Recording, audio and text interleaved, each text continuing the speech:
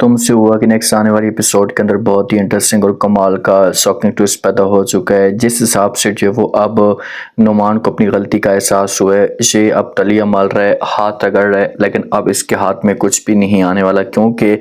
चाहती है गोल की किसी भी तरीके से इसे अपने किए करते की सजा मिले, ताकि इसको एहसास हो और किसी और का ये घर बर्बाद ना करे। आने वाले साथ में आप लोगों को दिखाया जाएगा कि जब वो गुल की भाभी गुल की मिन्नतें तले करती है, इसके आगे रिक्वेस्ट करती है, हाथ जोड़ती है और कहती है कि प्लीज़ आप मेरी बात माने, आप आएँ और आकर जब वो नुमान के लिए रिक्वेस्ट करें ताकि नुमान को बाहर निकालें, तो गुल मिलने के लिए जाती है जब नुमान को, तो नुमान जो होता है ये रोना धोना शुरू कर देता है, कहते हैं कि देखो गुल, जो कुछ भी होना था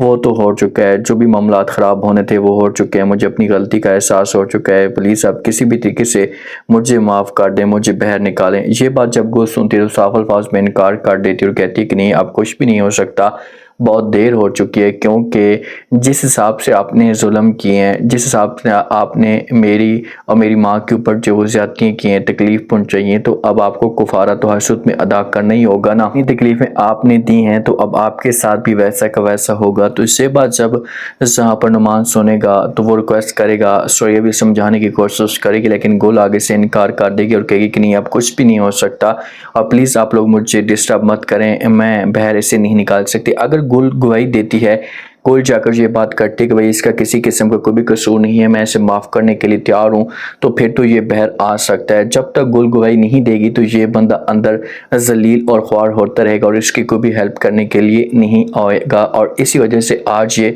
इतना तड़प रहा है। तो गुल यहाँ से चली जाएगी। गुल जब घर के अंदर जाएगी तो अहमर की वजह से भी गुल के लिए परेशानियाँ हैं, अहमर की वजह से भी जो है वो गुल बहुत बड़ी अपसेट है कि क्या किया जाए, क्योंकि अहमर ऐसा ऐसा गुल से बस रहना शुरू कर देता है। सुरैया के साथ भी अब वैसा का वैसा हो रहा है, जिस हिसाब से सुरैया ने गुल के साथ किया, इसे अपने घर से निकाला और भाई के खिलाफ खड़ा कर दिया, और भाई ने इतनी नफरत शो की कि ये कह दिया कि आप ये घर छोड़ कर जा सकते हो। आज सुरैया के साथ वैसा का वैसा होगा तो सुरैया को भी एहसास होगा, क्योंकि जो पिंकी होती है ये जो अपनी भाभी का मोबाइल चोरी कर लेती है, जो सुरैया की भाभी है इसका मोबाइल जब चोरी करती है तो ये सुरैया के बैग में डाल देती है, इसके रूम में जाकर रख देती है। जब वो मोबाइल ओपन किया जाता है बैग, तो मोबाइल जो है वो उसके बैग से निकलता है, तो जब ये देखती है यहाँ पर रईस की बेगम जो सुरैया की भाभी है, तो वो शोर मचाना शुरू कर देती है और कहती है कि तुम इतनी चोर हो सकती हो, तुमने मेरा मोबाइल चोरी किया, मैं ऐसा सोच भी नहीं सकती। जब ये बात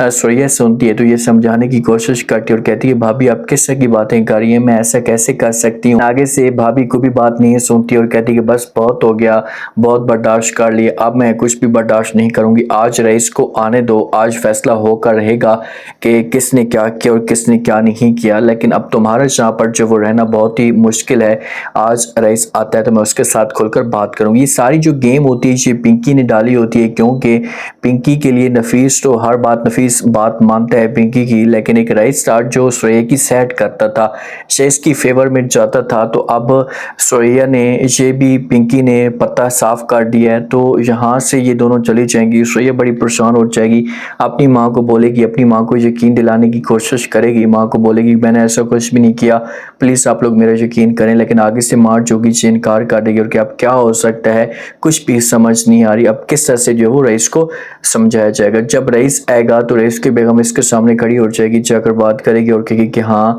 देखा, तुम तो बड़ी तारीफें करते थे सुरैया की, लेकिन इसने मोबाइल मेरा चोरी किया, ये सारा का सारा अब यही घर के काम को या पूरे सिस्टम को ख़राब करने की कोशिश कर रही है, तो आप लोग जो है इसे बाहर निकालें, मैं इस घर के अंदर बर्दाश्त नहीं कर सकती। गुल बेचारी अहमर के मामले बड़ा परेशान होती है, क्योंकि अहमर रात को भी घर पे नहीं आता, दिन को भी घर पे नहीं होता, तो गुल नंबर पे कॉल करती है लेकिन नंबर भी ब्लॉक होता है। जब अहमर आता है तो गुल भाग कर इसे देखती है, बड़ी खुश होती है, अमर के पास जाती है, जाकर बात करती है और कहती है कि अहमर तुम कहाँ चले गए थे, बताया तक नहीं, आपका नंबर भी ऑफ आ रहा था, आपको मैं बार बार कॉलें कर रही थी। जब ये बात अहमर सुनता है तो अहमर तो नाराज़ होता है गुल से, इसे तो नफरत होती है, गुस्सा भी होता है, तो ये गुल को कहता है क्या मतलब तुम्हारा, क्या मैं तुम्हारी वजह से घर में बैठ जाऊं और कोई भी काम काज ना करूं। ये बात गुल सुनती है तो गुल को धचका सा लगता है कि अहमद ने पहले कभी मेरे सामने इस तरह की बात नहीं की, तो आज ऐसी बात क्यों कर रहा है। तो जहाँ पर जब इन दोनों की डिस्कस जारी होती है तो इतने में माँ भी आ जाती है और नौशीन भी आ जाती है। जब माँ आती है तो माँ आकर जो वो बात करती है अमर के साथ और कहती कि बेटा इसे क्या तरीका आपने बनाकर रखा हुआ है, बताया तक नहीं है, मैं घर में इतनी परेशान थी। तो नौशीन मस्के लगाने की कोशिश करती है और कहती है कि अमर पहले भी परेशान है, आप लोग इसे परेशान मत करें। तो माँ जो होती है अमर को यहाँ से लेकर चली जाती है। अमर का मूड भी ख़राब होता है, गुल को अकेला छोड़कर चला जाता है। जब गुल ये सब कुछ देखती है, ये माहौल देखती है, तो उसके बाद गुल को ये लगना शुरू हो चुका है कि बस अब अमर मेरे हाथ से निकलता जा रहा है और कभी भी मेरे हाथ में वापस नहीं आएगा। अब आप लोगों को क्या लगता है, क्या